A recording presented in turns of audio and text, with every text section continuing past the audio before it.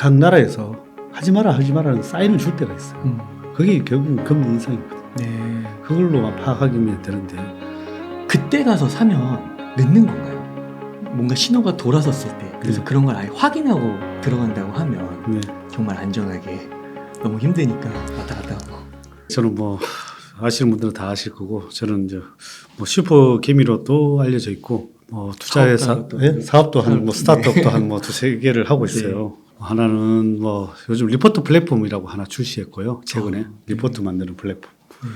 그래서 이제 좀 어떻게 보면 투자할 때 여러분들이 많이 도움되라고 뭐 애널리스트 리포터들도 있고 저희들이 또 발간하는 리포터도 있고 네. 그다음에 또 독립 리서치들도 있고 뭐 그렇게 해서 뭐 시장 상황 종목들 그리고 또 어떻게 매일매일 일지쓰면서 뭐 시장이 어떻게 돌아가는지도 알려드리고 또 트렌드들이 변화했을 때마다 어떤 트렌드가 좋더라 하는 것도 알려드리고 있는 블리시라는 플랫폼을 하나 만들었어요.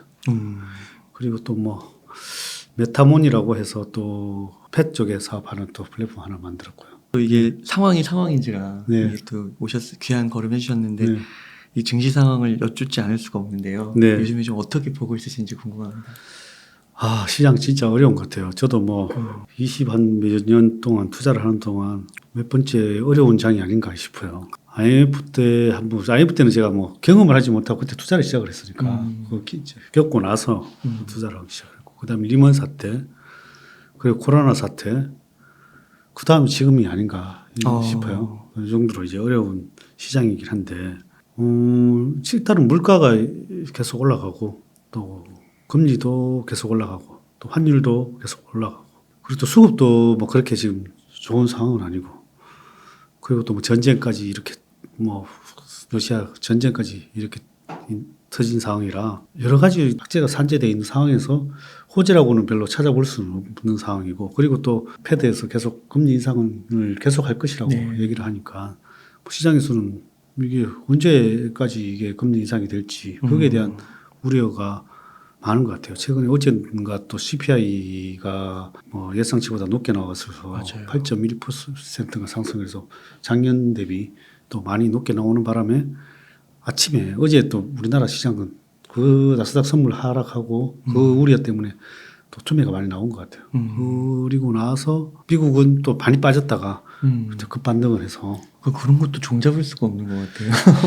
그러니까요. 이게 참 주식을 이게 사람들이 너무 빨리 선제 대응을 하는 게 있는 것 같아요. 선제 대응을 하고 옛날과 비교했을 때 점점 빨라지는 것 같아요. 빨라지는 것 같고 첫 번째로 어떻게 보면은 약간 저는 이제 업무론이긴 한데 일단 작년에가 어떻게 보면 경기도 좋았고 이제 물가도 좀 올라가고 있는 상황인데도 뭐 그때 뭐 패드에서 별 걱정 안 하고 뭐 물가 그렇게 뭐 우려스럽지 않다 그러고 그때도 금리 인상을 안 했어요. 일시적이라 그러고 제 생각에는 그때 오히려 이 음모론이긴 하지만 자기들이 이게 스마트폰이라 원래 보이지 않는 손들은 다 예를 들면 로스차일드 가문 뭐 등등 이런 데서는 다 주식을 팔게끔 만들어주고 빠져나갈 시간을 주는 거예요. 그다음에 반대로 이제 숏을 쳐놓고 그다음에 이런 이제 강하게 이제 브레이크를 걸고 있지 않나. 뭐 이제 업무론적이긴 하다만은 뭐 제 개인적인 스토리는 그렇습니다. 제 뇌피셜은 그렇고 그렇게 해서 지금은 이제 강하게 금리를 인상을 계속하고 있는 거죠. 지금 아직 멀었어. 아직 멀었어. 금리 인상 더 할 거야. 결국은 뭐 주식도 더 빠뜨리겠다는 거고. 그리고 뭐 지금 어차피 이제 뭐 바이든도 이제 집권이 2년 차인가. 그러니까 뭐 이제 보통 뭐 3년 차 때부터 또 주가를 삼성 방어를 하는 경향이 있더라고요. 미국 시장도. 그러다 보니까 지금은 이제 최대한 조정을 해놔놓고 그다음에 좀 침체가 오면 다시 이제 금리 인하나 양적 완화를 해서 또 이제 좋은 시장이 오지 않을까 하는 생각이 드는데 이게 제가 투자를 오랫동안 하다 보면 각 나라에서 하지 마라는 사인을 줄 때가 있어요. 그게 결국은 금리 인상이거든요. 그걸로만 파악하기면 되는데 금리 인상할 때는 투자를 좀 자제하라는 뜻을 받아요. 뭐 부동산이든 자산이든 이런 투자를 하지 말라는 사인으로 받아들이면 되는데 그걸 우리가 이제 일반 투자자들이 그이들 잘 투자에 대해서 잘 모르잖아요. 맞아요. 첫 번째 사이클이신 분들이 많을 것 같아요. 그런데 이제 무작정 작년에 이제 특히 동학개미들 많이 들어와서 크게 많이 들어왔는데 지금 이렇게 손실 보고 있는 분들이 상당히 많을 것 같아요. 올 초까지도 많이 들어오신 분들은 지금 엄청나게 고생하겠죠. 근데 이제 이 주식시장의 사이클이 이렇게 항상 있어요. 이제 올랐다 내렸다 하는 사이클이 있는데 계속 마냥 올라갈 수는 없잖아요. 마냥 올라가면 또 거기에 대해서 결국은 과일이 생기고 거품이 생기면 또 물가들이 올라가고 그러면 또 사인을 주는 거죠. 금리 인상을 해서 야 이제 그만해. 이제 그만해. 너무 이제 과일이야. 뭐 물가도 많이 올라가고 주식도 많이 올라갔으니까 뭐 과일이니까 이제 좀 그만해 하는 사인이 이제 결국 금리 인상이든 양적 긴축이든 뭐 이런 사인을 주는 건데 지금이 이제 그런 시기가 계속 이제 클라이막스로 치닫는 시기이지 않을까 생각을 해요. 근데 이제 예전과 다르게 사람들이 너무 스마트해지다 보니까 조금 빨라진 경향이 있는 것 같아요. 그래서 예전에는 이제 금리 인상을 사인을 줘도 뭐 하면서 뭐 이렇게 같이 올라가면서 했는데 요즘은 물론 뭐 전쟁 이슈도 있지만 이제 그걸 아는 사람들이 빨리빨리 팔아버리는 거죠. 아니면 이제 아까 음모론적인 걔들 먼저 매도를 해놨기 때문에 일반인들이 이제 끌어올리기는 좋은 시장은 아닌 거죠. 그래서 그만큼 빨라졌고 스마트해졌다는 거죠. 그러면 이제 지금은 반대로 금리 인상을 계속 하는데도 주가가 계속 인상하는데 계속 빠지고 있잖아요. 그러니까 그만큼 근데 더 인상을 한다 그러니까 사람들이 물가는 계속 잡히지 않고 이러니까 더 투매에 동참을 하고 있는 거죠. 근데 이제 또 역으로 생각해 보면 이게 또 선반영이 되니까 이 주식시장은 이미 선반영된 구간도 있을 것이라는 거죠. 물론 이제 이렇게 과하게 빠지면 그게 선반영돼서 지금 보면 거의 뭐 반토막 난 그런 것들이 너무 많잖아요. 그래서 그 반토막 난 것도 이제 우리나라 주식시장으로 봤을 때는 여기서 더 빠질 게 있을까 하는 정도로 제가 보여져요. 그래서 그렇다면 지금부터 뭐 좀 3월 주식들이 많지 않나 이렇게 생각을 합니다. 그러니까요. 코스피도 지수가 한 40% 빠진 것 같고요. 삼성전자도 거의 반토막 난 것 같고요. 네이버 카카오는 70% 빠졌더라고요. 그러니까요. 그 네이버 카카오도 뭐 하여튼 너무 많이 빠진 것 같아요. 아, 그렇군요. 그러니까 이게 정말로 이게 금리 인상이라는 게 이토록 무서운 건가? 그리고 금리 인상 속도가 한편으로는 진짜 너무 빨라가지고 사람들이 더 겁을 먹고 진짜 말씀하신 대로 더 선제적으로 더 빠르게 대응하지 않으면 진짜 이거 죽겠구나. 다른 사람 다 파니까 빨리 내가 먼저 팔아야겠다. 이런 심리가 또 작동한 것 같기도 하고요. 이제 뭐 이게 바닥이냐 아니냐 논하기는 뭐 시기상조일 수 있지만 좀 선행을 한다는 거에서 보면 주식시장도 또 올라가는 것도 빨리 급선행할 수도 있다고 보는 거죠. 일단은 오늘로 코스피 같은 경우에는 이게 이 쌍바닥을 일단 한번 찍었기 때문에 오늘 어제부로 찍고 오늘 다시 이제 급반등을 주는데 오늘 보니까 여러 가지로 이제 반전형 모양들이 많이 나오고 있더라고요. 그러면은 거기서 만약에 더 밀리지 않고 저점을 깨지 않고 반등을 준다면 다시 한번 여기서 올라갈 수 있는 여건을 다지고 있지 않나 하는 생각도 들어요. 근데 이제 만약에 여기서 또 밀린다면은 또 어디까지 한 2천 정도 전후로 한번 또 볼 수는 있는 거죠. 큰 흐름에서는 이제 그래서 여기가 내가 봐서는 2,100 정도가 전후가 철벽이고 또 거기서 한번 밀린다면 2,000 정도는 거의 철벽이지 않나. 철벽. 거의 철벽 뭐 전후 철벽 그래봐야 뭐 큰 이제 뭐 10% 그러니까요. 10%라고 5%네 지수로 봐도 5%니까 거기서 뭐 아마 오히려 신용이나 이런 개인들이 많이 들고 있는 물량을 털어낸다면은 2,000을 살짝 깨는 거 한번 나오면은 투매가 한번 나오면은 이제 오히려 자산 건전성은 있고 더 이상 빠지지 않는 뭐 그렇게 빠질 건 없다고 볼 수 있는 이렇게 세력들이나 이렇게 큰 손들 입장에서는 이 특히 뭐 보통 그렇잖아요. 개인들이 가지고 있어가지고 보통 주식시장이 잘 가는 경우들이 잘 없거든. 종목이든 시장이든 결국은 동학개미들이 뭐 최고점에서 사고 나서부터 지금까지 이렇게 안 좋은 시장이 펼쳐지고 있으니까 그때 보면 스마트 머니들은 대부분 빠져나갔다고 보시면 되죠. 그러면 2,000이 예를 들어 약간 철벽이라고 하는 거에는 이제 그런 좀 개인들의 그 투자한 것이나 신용이나 이러한 것들이 어느 정도 정리가 된 상황이 한 2,000 정도. 하여튼 차트로 보면 그 2,000대에 물론 2,100대에도 이렇게 지지와 저항이 지는 데가 그려져 있어요. 근데 2,000대에는 거의 10여 년 동안 이렇게 걸리는 자리이다 보니까 오랫동안 걸렸구나. 그래서 그 자리에 어떻게 보면 그 전에 뭐 오랫동안 뭐 샀던 사람 팔았던 사람들이 다 공존하는 자리다 보니까 그 자리에 오면 이제 살려고 하는 세력들이 많이 있을 수 있다는 거죠. 아, 그걸 이제 지지 라인이라고 하는데 그 지지 라인들이 상당히 철벽처럼 쌓여져 있어요. 그래서 그거는 뭐 살짝 깨더라도 그거는 뭐 제가 생각에는 철벽이지 않나. 거의 어떻게 보면 10여 년, 20년 전으로 돌아갈 수도 있어요. 그러면 거기가 쌓여있는 지지와 저항이 그렇죠. 겹쳐지는 자리다 보니까 그렇죠. 그 자리는 쉽게 깨기는 쉽지 않을 것 같습니다. 오히려 지금으로부터 더 빠질 수 있다고 하는 말이 더 위안이 되는데요. 이게 한 진짜 말씀하신 대로 한 5% 10%더 네. 빠지는 거니까 네네. 아, 이 정도면은 지금까지도 지금 이렇게 몇십 프로 빠지는 거 견뎠는데 네네. 요것만 더 견디면 되는 거니까. 그렇죠. 근데 주식시장은 결국은 이제 또 장기적으로 우상향하는 거는 분명하니까 네. 이제 이 위기만 견뎌내면 되는 거죠. 근데 이게 지금 사람들은 이게 언제까지 가냐 이러고 있잖아요. 근데 이제 최근에 이제 좋은 점이 하나는 오늘 뉴스 나온 것 중에 JP 모건의 그 제이미 다이먼 CEO가 네. S&P 500 지수가 20% 더 빠질 수 추가로 빠질 수 있다 본것 얘기했고, 같습니다. 네. 그다음에 뭐 그렉 스웨슨이라는 브릭 메커댐 창업자인데 이분도 시장은 믿지 말라, 변동성이 더 커질 것이다. 그리고 뭐 반등은 짧다. 전반적인 약세장이다. 뭐 이렇게 얘기를 했는데 시장을 근데 이런 지금 주변에 이게 약세론자들이 지금 많이 득세를 하고 있잖아요. 이때 시장이 약세론자들이 많이 있을 때 보면 바닥일 때가 많아요. 시장을 또 부정적으로 낙으로 볼 때가.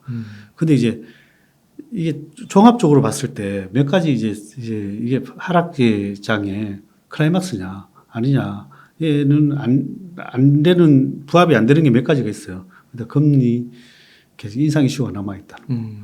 시장에 원래 피가 낭자해야 되는데 거리에 피가 낭자할 때가 뭐 존 태플턴 거리에 피가 낭자할 때가 우리가 매수해야 되다 했는데 과연 피가 낭자했느냐? 아직은 아닌가요? 뭐 낭자를 했는데 아직 더 낭자할 수도 있는 거죠. 왜냐하면 아직 신용 잔고가 옛날에 코로나 때 뭐 5조, 10조 뭐까지 주는데 지금 아직도 뭐 20조 뭐 정도가 있으니까 10조 때까지 떨어질 수도 있는 거죠. 신용 잔고가. 네. 그러면 이제 그렇다면 이제 어떻게 보면 그 신용이 있는 사람들이 막 팔아야 그러면 이제 다 반대 매매 나가는 거죠. 그게 이제 피가 낭자할 때인데, 그리고 반대 매매가 속출할 때, 금리가 인하를 할 때, 그리고 낙관론자들이 득세를 할 때, 그럴 때가 보통 바닥일 때가 많거든요. 아, 비관론자가 비관론자가 엄청 많을 때, 말씀하실 때. 그리고 그럴 때가 많은데 지금은 아직은 그 몇 가지 이제 낙관론자, 비관론자는 많아진 것 같아요. 많아진 것 같은데. 그것도 빠른 거일 수도 있겠네요. 예. 그런데 이제 되게 빠르게 나타나는. 그래서 지금 이제 제가 긍정적으로 보는 거는 선반영이 됐다. 너무 많이 빠졌다. 시장이 또 많이 빠진 것만큼 호재는 없다. 호재는 없으니까. 그리고 추가로 빠질 게 여력이 우리나라로 봤을 때는 크게, 미국은 보면 너무 많이 올랐기 때문에 한 20년 동안 뭐 대수 상승이 있으니까 더 빠질 공간이 아직 많이 남아 있어요. 우리나라로 봤을 때는 아직은 이렇게 크게 빠질 공간이 별로 없다. 없는 거죠. 크게 빠질 공간이 없다 보니까 그런 면에서는 상당히 긍정적으로 보여집니다. 만약에 투자를 한다고 했을 네. 때 뭔가 신호가 돌아섰을 때, 그래서 네. 그런 걸 아예 확인하고 들어간다고 하면 네. 정말 안전하게, 너무 힘드니까 왔다 갔다 하고. 그걸 확인하고 들어가는 게 제일 좋죠. 그래서 이제 그런 것들을 이제 보는 게 제 같은 경우에는 이제 우리 같은 경우에 매매 일지를 매일 써요. 물론 제가 아까 만든 플랫폼에서 블리시라는 플랫폼에도 매매 일지를 매일매일 올려드리는데 그 플랫폼에서 매매 일지를 보면 이제 보조지표나 여러 가지 사인들이 이제 나오는데 거기서 보고 이게 바닥이구나 아닌가를 확인할 수가 있어요. 그래서 제가 만드는 이제 오랫동안 시장을 경험하면서 만든 일지긴 한데 네. 그걸 보면 제 같은 판때기라고 그래요. 그 판때기를 보면 이제 시장이 바닥이구나. 물론 이게 바닥을 찍고 또 올라갔다가 또 다시 오는 게 있으면 일단은 일시적인 바닥을 맞출 수 있어요. 일시적인 바닥을 맞출 수 있는데 아마 오늘이 일단 일시적인 바닥 지금 이 상태로 마감이 만약에 추가로 급락하지 않는다면 제가 봐서는 바닥 사인이 나오는 종목들이 엄청 많더라고요. 네. 그럼 뭐 예를 들면 뭐 카카오나 이버 뭐 등등 모든 사인들이 최근에 많이 빠졌잖아요. 그런 종목들이 오늘 시장에서 바닥 살피 사인들이 이제 나오는 종목들이 많이 속출하고 있어요. 그래서 그걸 제 같은 경우는 또 컨트롤도 만들었어요. 컨트롤도 만들어가지고 그거는 이제 조만간에 이제 우리 분리 사이트에 이제 공개가 되는데 그걸 이제 컨트롤 이제 차트로도 보이게끔 만들어주는 거예요. 그러면 이제 그 자리가 나오면 반등 줄 때가 거의 엄청 확률적으로 엄청 많아요. 한 7, 80%? 그런데 지금 오늘 아마 그런 사인들이 많이 나오고 있다는 종목별로 다.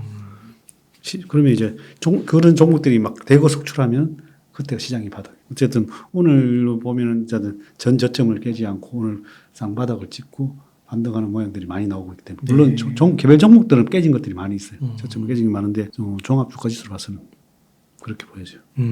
두 번째 이제 자관은 이제 추세를 돌파를 하느냐인데 지금 아직 하락 추세 구간에 있으니까 그 추세를 돌파를 하는 것을 보고 차트를 보고 투자를 하시거나 아니면 여러 가지 경제 지표가 좋아지는 거 보고 투자를 하는 것도 좋죠. 그리고 금리가 예를 들면 제 같은 경우는 이제 역발상을 좋아하다 보니까 뭐 너무 과하게 치닫는다. 뭐 아까 4% 넘어가고 5% 치닫는다. 그렇다면 저는 이렇게 투자를 하면서 이렇게 순환매를 좋아해요. 네. 순환매라는 게 뭐가 먼저 올라가고 뭐가 올라가고 이걸 좀 잘 갈아타면 수익이 좀 배가 될 수가 있거든요. 그러면 어쨌든 지금은 약세장인데 채권 금리가 결국은 채권 금리가 올라갔다가 떨어져야 주식시장은 이제 주식시장 상승을 하는 거거든요. 그렇다면 채권 금리가 오히려 계속 이제 올라갈 거잖아요. 결국은 4%대 올라갈 거다 오면 저는 4%대가 오면 오히려 채권을 사 모을 것 같아요. 채권을 사 모았다가 지금 오히려 뭐 주식 같은 것들은 뭐 현금이 있다면 현금을 가진 분들은 채권을 사 모았다가 그 채권이 반대로 금리가 하락하는 시점에 채권을 팔고 채권을 팔아서 그러면 이제 팔아서 주식을 사는 거죠. 그렇게 하면 쭉 하면 이제 차익을 채권으로 수익을 남기고 또 주식을 살 수 있는 좋은 기회가 되지 않나 생각을 해요. 그럼 지금은 채권을 살 때는 아닌가요? 뭐 또 금리 인상이 더 한 번 더 있으니까 뭐 있다고 하니 그리고 어쨌든 오늘 CPI도 상승을 하고 그래서 뭐 아마 또 12월, 11월 한 번 더 상승을 하겠죠. 금리 인상을 하겠죠. 그때쯤 원래 말쯤부터 사모으면 되지 않나 싶을 생각이 들어요. 그러면 이제 4% 정도 되고부터 상승을 사모으다 보면 채권 금리 장기 채권을 사모으는 게 좋을 것 같아요. 네. 장기 채권을 사서 한번 그래서 채권 금리가 한 뭐 2% 이렇게 다시 먹고 나중에 경기가 안 좋으면 결국은 또 금리 인하를 하겠죠. 네. 그러면 이제 채권 금리가 빠질 때 팔고 그럴 때는 주식이 이제 오히려 사인이 나오면 그때 사모으면 더 수익률에는 더 좋지 않을까 하는 생각은 들어요. 그 채권은 어떤 걸 사는 거예요? 지금은 이제 환율이 너무 올랐으니까 미국채를 사는 게 좋은데 환율이 너무 올랐으니까 지금은 우리나라 국채를 사는 게 좋겠죠. 그거는 그 증권사에서 사는 건가요? 그렇죠. 증권사에서. 그 국고채 이런 거, 코덱스 국고채 이런 거.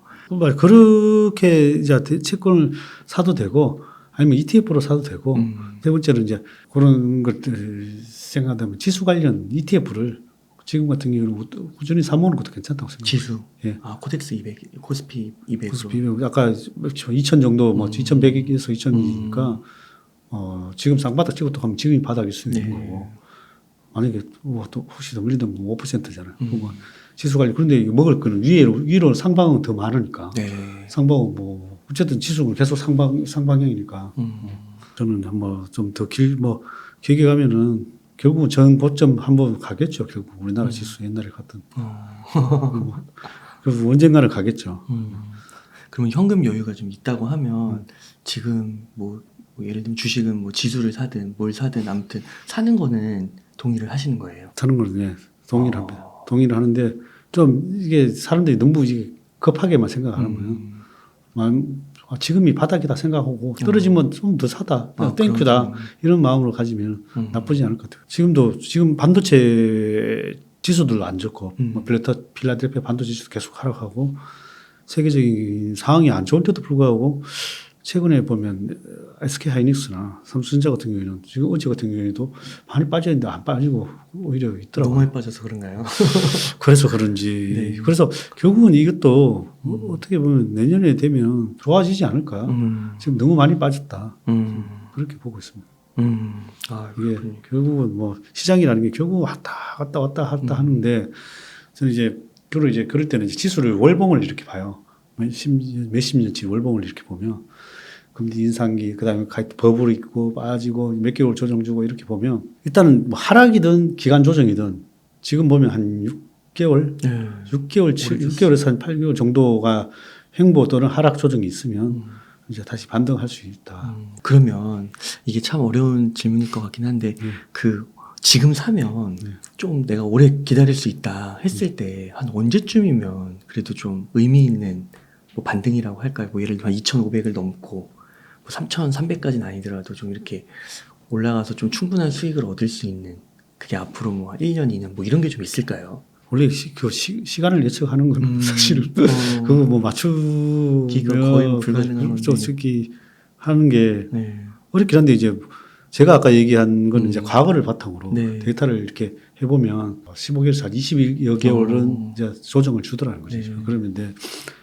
그래서 지금 거의 이제 몇 개월 안 남았다는 거죠. 이제 내가 저번에 보니까 2개월 상승 또 2개월 하락 또 뭐 이렇게 1, 2개월 상승 뭐 또 왔다 갔다 하면서 하는데 하여튼 2000년도랑 저는 비슷하게 봐요. 2000년도 IT 버블이랑 지금 우리가 지금 현재의 어떻게 보면 가상화폐 버블. 네. 그다음에 물론 미국 시장이 그 뭐라고 해야 되나 빅테크 기업들이 큰 상승을 했잖아요. 물론 뭐 버블이냐 아니냐. 물론 버블이라고 봐야 되겠죠. 시장 수익률 대비 많이 올라갔으니까. 어떻게 보면 수익이라기보다는 내가 벌어들이는 것보다 뭐 PER 배수가 상당히 많이 올라갔으니까 일단 조정이 필요한 거죠. 계속 이게 뭐 PER이 100배 뭐 넘는 기업들도 많이 나왔습니다. 그런 것들이 물론 우리나라의 카카오, 네이버도 그런 거에 속하긴 했었죠. 근데 그 빅테크 기업들이 결국은 이제 수익과 이익과 이게 상충되는 구간이 이제 나타나면 결국은 사람들이 싸네 들어가서 살 수 있는 또 스마트 머니들이 들어오게 돼 있는 거죠. 그래서 뭐 그런 구간들이 지금 모든 종목들이 지금 나왔지 않았나. 저는 카카오 네이버도 오늘 좀 사인이 나오지 않나 이런 생각이 들어요. 그러면은 언젠가는 정고점을 다시 넘을 수 있다. 예, 저는 넘을 수 있다고 거의 뭐 확신을 하고 있고요. 근데 이제 시간이 문제지. 근데 이게 그게 언제냐 시기를 예단하기는 어렵고 그리고 또 한 3년 기다리면 안 되나요? 3년이면 무조건 뭐 그래요? 된다고 보죠. 그래요? 거의 다시 이제 미국 시장으로 봐서는 3년 하락해도 사실은 제가 봐서는 3년 하락해도 오른 거에 거의 지금 몇 년이냐. 한 15년 무덤께 지금 상승을 했으니까. 물론 뭐 중간중간에 쉬는 것도 있었지만. 그래서 뭐 3년 하락해도 표도 안 날 것 같아요. 미국으로 봐서는 그래. 우리나라는 뭐 사실 좀 그렇게 뭐 한 6년 쉬고 몇 년 오르고 좀 그렇게 좀 어떻게 보면 억울한 면이 있어요. 많이 못 오르고 못 오르고 빠질 때는 같이 빠지고. 물론 그만한 경제적인 펀더멘탈이 좀 약해서 그럴 수도 있지만. 그러니까 이게 참 느끼는 게 그 막 오를 때요. 막 PER 100배 넘고 막 이럴 때 엔비디아 막 테슬라 막 이렇게 가고 다른 빅테크들 갈 때 뭐 패러다임이 바뀌었다. 뭐 그 기술의 완전 그 판이 바뀌었다고 하면서 진짜 앞으로 무한한 가능성 막 이런 거를 얘기해서 간다고 했는데 이게 지나고 나니까 확실히 비싸면 빠지는 거구나. 맞아요. 주식시장이 제일 악재가 뭔지 알아요? 많이 오르고 많이 오르고. 많이 오른 거, 많이 오르고 비싼 거. 음. 많이 오르고 비싼 거. 저는 그렇게 그래서 몰라요. 예전에 테슬라는 외국 기업들 막 이렇게 조심해라고 막 얘기했는데 그러면 이제 악플을 많이 달리긴 하더라마는. 근데 이만큼 이게 아무리 좋은 기술과 좋은 게 가치가 있다고 해도 PER이 100배면 100년 동안 내가 그러니까요. 내가 100년 살지도 않는데 100년을 보고 투자를 한다는 거는 저는 앞뒤가 안 맞다고 생각을 해요. 그러니까요. 그걸 아무리 쫓아오려고 해도 쉽지 않은 거죠. 왜냐하면 그만한 밸류에이션이 그만한 기업 가치가 쉽지 않은 거죠. 그리고 세상에 기술이나 모든 것들이 또 쫓아오는 기업들도 많이 있고. 그렇죠, 그렇죠. 그러니까 역사적인 평균이나 역사적인 데이터나 이런 게 되게 중요한 거죠. 그래서 하여튼 너무 많이 오른 거에 최고의 악재다. 그러면 너무 많이 빠진 게 최고의 호재다. 지금은 이제 많이 빠진 종목들이 속출하고 있다. 그러면 이제 호재들은 종목들은 많다. 네. 그래서 좀 겁먹지 말고 뭐 사라.